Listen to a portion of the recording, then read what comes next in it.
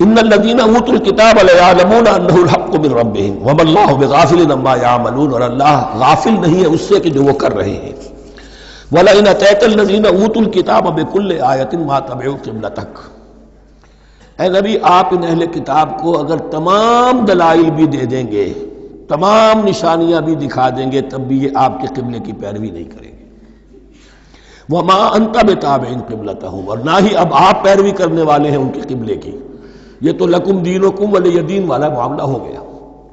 وَمَا بَعْضُهُمْ بِتَابِعٍ قِبْلَةَ بَعْضٍ، حد یہ ہے کہ یہ خود جو ہے آپس میں ایک دوسرے کے قبلے کی پیروی نہیں کرتے، یعنی نصارہ اور یہود اگرچہ یروشلم سب کا قبلہ ہے، لیکن عین یروشلم میں جا کر جو یہودی ہیں وہ مغربی گوشے کو اختیار کرتے تھے، مغرب کی طرف رخ کرتے تھے ہیکل سلیمانی میں، اور جو نصارہ ہے وہ مشرق کی طرف، اس لیے کہ حضرت مریم سلام علیہا نے جو اعتکاف کیا تھا مکاناً شرقیہ، وہ جو مکان تھا ان کا جہاں اعتکاف تھا، جہاں فرشتہ ان کے پاس آیا ہے، وہ ہیکل کے کسی شرقی گوشے میں تھا، تو انہوں نے عیسائیوں نے اسی کو اپنا شرقی گوشے کو قبلہ بنا لیا۔ وما ولئن اتبعت اهواءهم، اور اے نبی اگر بالفرض آپ نے ان کی خواہشات کی پیروی کی، من بعد ما جاءك من العلم، اس کے بعد کہ آپ کے پاس العلم صحیح علم آ چکا ہے، انك اذا لمن الظالمین، تو آپ بھی پھر ظلم کرنے والوں میں سے ہو جائیں گے، معاذ اللہ۔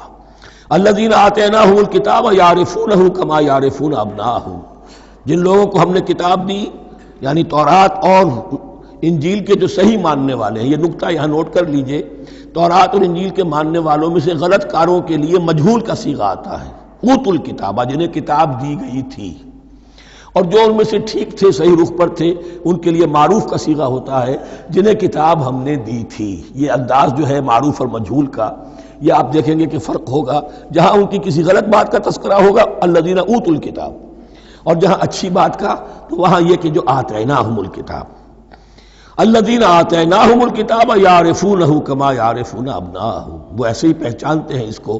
ہو کی ضمیر قبلے کی طرف بھی ہے، اور ہو کی ضمیر محمد الرسول اللہ کی طرف بھی ہے، ہو کی ضمیر قرآن کی طرف بھی ہے، ایسے پہچانتے ہیں جیسے اپنے بیٹوں کو۔ وَإِنَّ فَرِيقًا مِّنْهُمْ، اور یقیناً ان میں سے ایک گروہ وہ ہے لَيَكْتُمُونَ الْحَقَّ وَهُمْ يَعْلَمُونَ، جو جانتے بوجھتے حق کو چھپاتے ہیں۔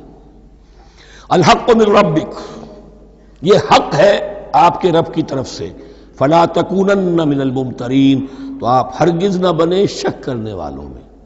یہ حضور سے خطاب ہو رہا ہے، اور حضور کی وساطت سے اصل میں ہر مسلمان سے خطاب ہو رہا ہے، یہ بات ان سے کہی جا رہی ہے کہ اس میں کوئی شک اپنے پاس مت آنے دو، یہ تو حق ہے تمہارے پروردگار کی طرف سے۔ وَلِكُلٍّ وِجْهَةٌ هُوَ مُوَلِّيهَا، ہر ایک کے لیے ہم نے ایک رخ معین کر دیا جس کی طرف کہ وہ رخ کرتا ہے۔ فَاسْتَبِقُوا الْخَيْرَاتِ، تو مسلمانوں تمہارے لیے ایک رخ تو ہم نے معین کر دیا بیت اللہ کا، ایک باطنی رخ کیا ہے؟ نیکیوں میں ایک دوسرے سے آگے بڑھنے کی کوشش کرو۔ ایک ہے ظاہر، نماز کا ظاہر ہے، آپ نے قبلے کی طرف رخ کر لیا ہے، آپ نے وضو کیا ہے، ایک نماز کا باطن ہے، خشوع ہے، خضوع ہے، حضور قلب حاصل ہے، رقت ہے، معلوم ہے کس کے سامنے حاضری ہے۔ اسی طریقے سے قبلہ ایک تو یہ ہے جو کہ کعبہ ہے، بیت اللہ ہے، ایک یہ فاستبقوا الخیرات، تم ہر نیکی کے اندر ایک دوسرے سے آگے بڑھنے کی کوشش کرو۔ اینما تکونوا یأتی بکم اللہ جمیعا، جہاں کہیں بھی ہوگے اللہ تم سب کو لے آئے گا، جمع کر دے گا۔ ان اللہ علی کل شیء قدیر، یقینا اللہ تعالی ہر چیز پر قادر ہے۔ ومن حیث خرجت فول وجهک شطر المسجد الحرام، اور جدھر سے بھی آپ کا نکلنا ہو، کہیں سفر کریں، کہیں بھی جائیں، تو آپ اپنا رخ پھیر دیجئے مسجد حرام کی طرف۔ وَإِنَّهُ لَلْحَقُّ مِن رَبِّكَ، اور یہ یقیناً حق ہے آپ کے رب کی طرف سے۔ وَمَا اللَّهُ بِغَافِلٍ عَمَّا تَعْمَلُونَ، اور اللہ غافل نہیں اس سے کہ جو تم کر رہے ہو۔ یہاں بظاہر جو ہے کلام حضور سے ہے، اصل میں مسلمانوں سے خطاب ہے بواسطہ محمد صلی اللہ علیہ وسلم۔ وَمِنْ حَيْثُ خَرَجْتَ فَوَلِّ وَجْهَكَ شَطْرَ الْمَسْجِدِ الْحَرَامِ وَحَيْثُ مَا كُنْتُمْ فَوَلُّوا وُجُوهَكُمْ شَطْرَهُ، اور دیکھو جہاں بھی تم نکلو اپنا رخ کرو مسجد حرام کی طرف۔ امریکہ میں جاؤ تب بھی رخ ہوگا مسجد حرام کی طرف، روس میں جاؤ رخ تمہارا ہوگا مسجد حرام کی طرف۔ وَحَيْثُ مَا كُنْتُمْ، اور اے مسلمانوں جہاں کہیں بھی تم ہو، فَوَلُّوا وُجُوهَكُمْ شَطْرَهُ، تو اپنے چہروں کو پھیر دو اسی کے رخ پر۔ لِأَلَّا يَكُونَ لِلنَّاسِ عَلَيْكُمْ حُجَّةٌ، تاکہ نہ رہے لوگوں کے پاس تمہارے خلاف کوئی دلیل۔ اب اس بات کو سمجھ لیجئے کہ چونکہ تورات میں لکھا ہوا تھا کہ نبی آخر الزمان کا قبلہ کعبہ ہوگا، اگر حضور یہ قبلہ اختیار نہ کرتے تو علماء یہود حجت قائم کرتے مسلمانوں پر کہ دیکھو تورات میں تو یہ لکھا ہے اور انہوں نے وہ اختیار نہیں کیا. تو یہ گویا کہ ان کے اوپر اتمام حجت بھی ہو رہا ہے اور قطع عذر بھی ہو رہا ہے، ان کی حجت کی جڑ بھی کٹ رہی ہے. الا الذین ظلموا منہم، سوائے ان میں سے ان کے جو ظالم ہیں، اعتراض کرنے کے لیے لاکھ انہوں نے پھر بھی ہیلے بہانے بنائی لینے ہیں.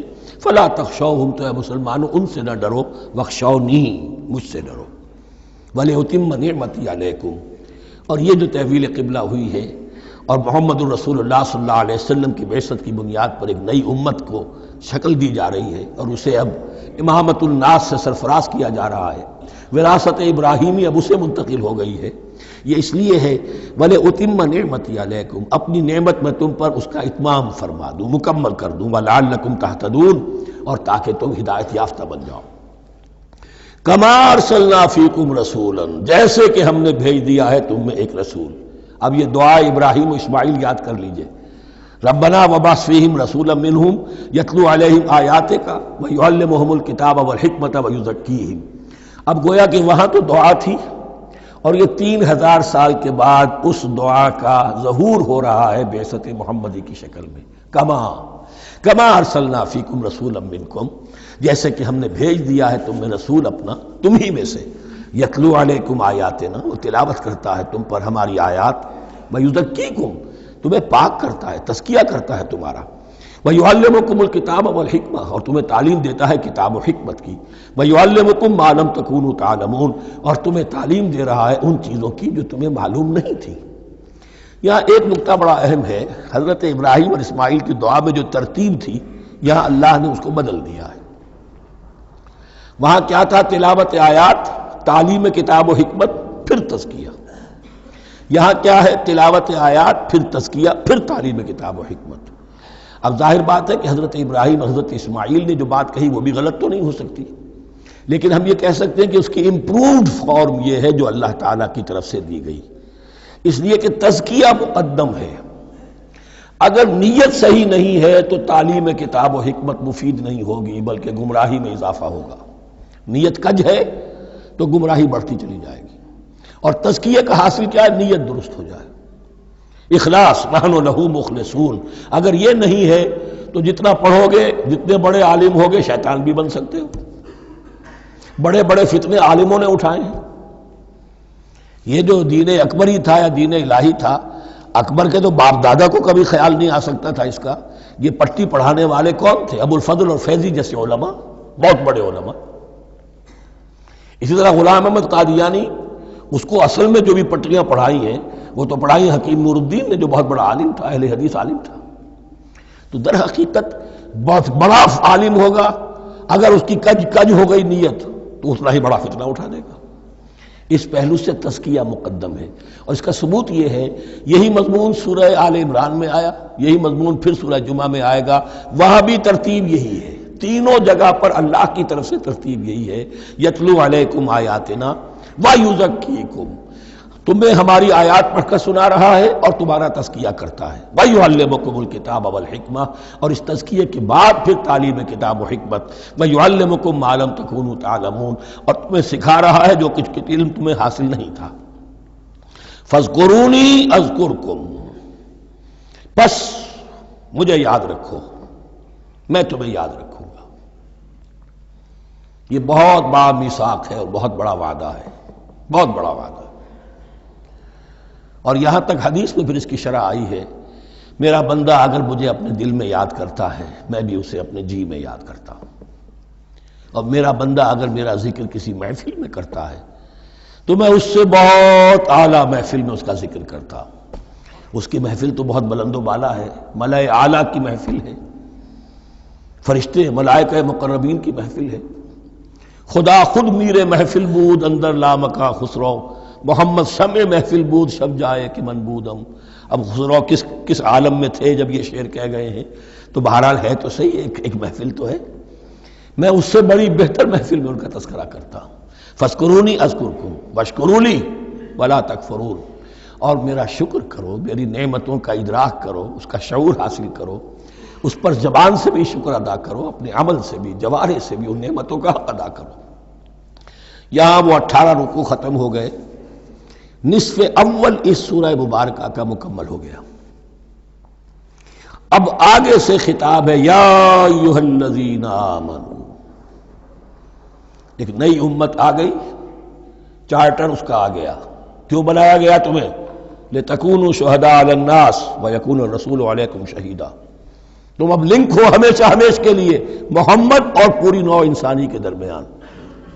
اسی لیے وہ حدیث بھی تو ہے جو علماء حق ہوتے ہیں ان کے بارے میں فرمایا علماء امتی کا انبیاء بنی اسرائیل، میری امت کے علماء کا مقام وہی ہے جو بنی اسرائیل کے علماء کا، اس لیے کہ اب نبوت تو ختم ہو گئی محمد پر صلی اللہ علیہ وسلم، لیکن یہ کتاب تو ہے، اس کا پہنچانا تو ہے، اس کو عام تو کرنا ہے، حجت تو قائم کرنی ہے، اور صرف تبلیغ سے نہیں عمل کر کے دکھانا ہے، وہ نظام قائم کر کے دکھانا ہے جو محمد عربی نے قائم کیا صلی اللہ علیہ وسلم، تب حجت قائم ہوگی۔ اس کے لیے تمہیں قربانیاں دینی ہوں گی، مشکلیں جھیلنی ہوں گی، جان و مال کا نقصان برداشت کرنا ہوگا، آرام سے گھر بیٹھے ٹھنڈے پیٹوں کفر جگہ نہیں چھوڑ دے گا اور حق نہیں آ جائے گا۔ کفر کو ہٹانے کے لیے اور باطل کو ختم کرنے کے لیے اور حق کو قائم کرنے کے لیے تن من دھن تمہیں لگانے ہوں گے۔ اب دیکھیے وہ کال آ رہی ہے، یا ایھا الذین آمنوا استعینوا بالصبر والصلاۃ، یہی وہ الفاظ تھے کہ وہ جو 7 آیتیں تھیں جن کو میں نے کہا تھا خطاب میں بنی اسرائیل میں وہ بمنزلہ فاتحہ ہیں، ان میں الفاظ آئے تھے واستعینوا بالصبر والصلاۃ وانھا لکبیرۃ الا علی الخاشعین الذین یظنون انہم ملاقو ربہم وانہم الیہ راجعون۔ اب وہی خطاب یہاں ہو رہا ہے، یا ایھا الذین آمنوا استعینوا بالصبر والصلاۃ، یہ میں بیان وہاں کر چکا ہوں، ان اللہ مع الصابرین، جان لو کہ اللہ صبر کرنے والوں کے ساتھ ہے۔ اس بیعت سے کیا مراد ہے؟ ایک بات تو متفق علیہ ہے، اللہ کی مدد، اللہ کی تائید، اللہ کی نصرت ان کے شامل حال ہے۔ باقی یہ کہ اللہ تعالیٰ جہاں کہیں بھی ہم ہیں ہمارے ساتھ ہے، کس طرح ہے یہ ہم نہیں جانتے، لیکن یہ فرمایا اس نے کہ میں تو تمہاری دگے جان سے بھی زیادہ قریب ہوں۔ وَلَا تَقُولُوا لِمَنْ يُقْتَلُ فِي سَبِيلِ اللَّهِ أَمْوَاتٌ، اب پہلے ہی قدم پر قتل کی بات آ گئی۔ شرط اول قدم این است کہ مجنون باشی، پہلا قدم یہ ہے جانے دینے کے لیے تیار ہو جاؤ۔ وَلَا تَقُولُوا لِمَنْ يُقْتَلُ فِي سَبِيلِ اللَّهِ أَمْوَاتٌ، مت کہو ان کو کہ جو اللہ کی راہ میں قتل ہو جائیں مردہ، وہ مردہ نہیں ہے، بل احیاء، وہ زندہ ہے، وَلَٰكِن لَا تَشْعُرُونَ، لیکن تمہیں اس کا شعور نہیں ہے۔ شہداء جو اللہ کی راہ میں قتل ہو جائیں ان کے لیے یوم آخر تک کا انتظار نہیں ہے، ان کی براہ راست جنت میں داخلہ ملتا ہے۔ قیل ادخل الجنہ قال یا لیت قومی یعلمون بما غفر لی ربی وجعلنی من المکرمین، وہاں تاخیر نہیں ہے، لہذا وہ تو زندہ ہیں۔ یہی مضمون پھر آئے گا سورہ آل عمران میں اور زیادہ نکھر کر، وَلَنَبْلُوَنَّكُمْ بِشَيْءٍ مِّنَ الْخَوْفِ وَالْجُوعِ۔ اب یہ ہے کہ پہلے سے دکھا دیا، اللہ تعالیٰ دھوکہ نہیں دینا چاہتا۔ دیکھ لو جس راہ میں قدم رکھا ہے اب آزمائشیں آئیں گی، تکلیفیں آئیں گی، رشتہ دار ناراض ہوں گے، بیوی شوہر سے لڑے گی، شوہر بیوی سے لڑے گا، اولاد والدین سے جدا ہوگی، یہ سب کچھ ہوگا، فساد ہوگا، فتور ہوگا، تصادم ہوگا، جان و مال کا نقصان ہوگا۔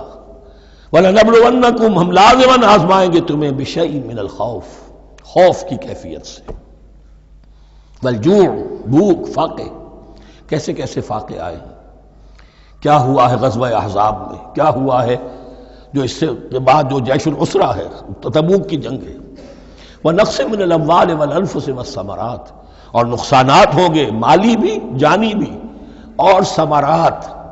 اب ثمرات یہاں دو معنی دے رہا ہے، چونکہ مدینے والوں کی جو تھی اصل جو ان کی معیشت تھی وہ زرعی تھی، پھل، خاص طور پر کھجور، یہ ان کی پیداوار تھی، جسے آج کل آپ کہتے ہیں کیش کراپ جو ہے ان کی، وہ یہ تھی۔ اب ایسا بھی ہوگا کہ فصل تیار کھڑی ہے، اگر اسے اتارا نہ کھجور سے تو ضائع ہو جائے گی، اور ادھر سے تبوک کا حکم آ گیا نکلو اللہ کی راہ، یہ ساری فصل ضائع ہو جائے گی۔ امتحان ہو گیا کہ نہیں؟ اور اس کے علاوہ ایک اور کا مفہوم، انسان کچھ بہت محنت کرتا ہے، جد و جہد کرتا ہے، کیریئر بناتا ہے، اپنا ایک مقام بنا لیتا ہے اس کیریئر میں، اس پروفیشن میں، اس راستے پر آتا ہے تو کچھ اور ہی شکل اختیار کرنی پڑتی ہے۔ وہ تجارت کے زمانے میں جو محنت کی تھی، وہ کیریئر کو جمانے میں جو محنت کی تھی، وہ سارا کا سارا معاملہ جو ہے وہ کھو کر پھر اس وادی میں آنا پڑتا ہے۔ وَلَنَبْلُوَنَّكُمْ، یہ بھی ثمرات ہیں نا، محنت کے ثمرات۔ وَلَنَبْلُوَنَّكُمْ بِشَيْءٍ مِّنَ الْخَوْفِ وَالْجُوعِ وَنَقْصٍ مِّنَ الْأَمْوَالِ وَالْأَنفُسِ وَالثَّمَرَاتِ وَبَشِّرِ الصَّابِرِينَ، اور اے نبی بشارت دیجئے صابروں کو، صبر کرنے والوں کو۔ یہ کون ہے؟ الذین اذا اصابتہم مصیبۃ، وہ لوگ کہ جن کو جب بھی کوئی مصیبت آئے، قالوا انا للہ وانا الیہ راجعون، وہ کہتے ہیں ہم اللہ ہی کے تو ہیں، اللہ ہی کی طرف ہمیں لوٹ جانا ہے، کل بھی جانا تھا، آج چلے جائیں، حاضر ہیں، جتنی جلدی بلا لیں۔